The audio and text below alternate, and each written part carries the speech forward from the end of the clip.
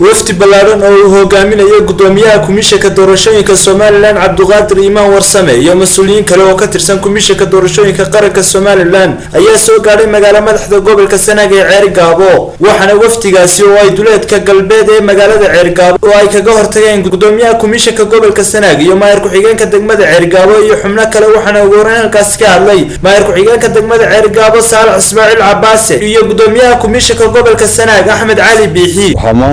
aynu nasiib u yeelanay inay soo gaaraan gudoomiyihii guddiga komishanka qaranka iyo gudoomiye ku-xigeenkiisii iyo wafdi la socda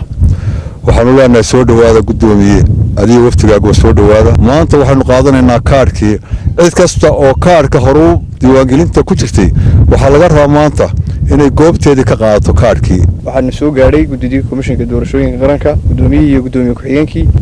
gobolka Sanaag soo gaaray in badanna aanu sugaynay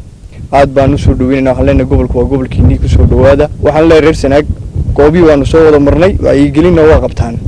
marka la inoo yimaado inaan gabgableynine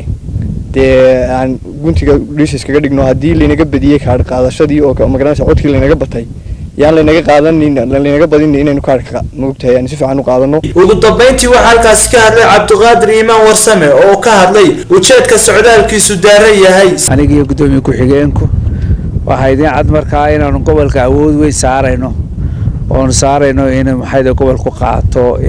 kaararka si habsami leh u qaato u diyaar garoobo taasaanu maxayda saari doonaa awood qora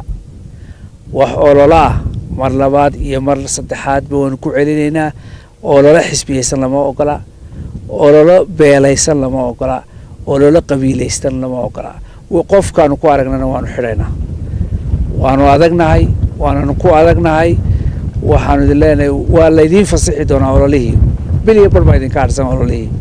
marka farda waa la sii deyn doonaa hadda halkan waxa weeyaan qarankii baynu ka hadlaynaa qarankoo wada jira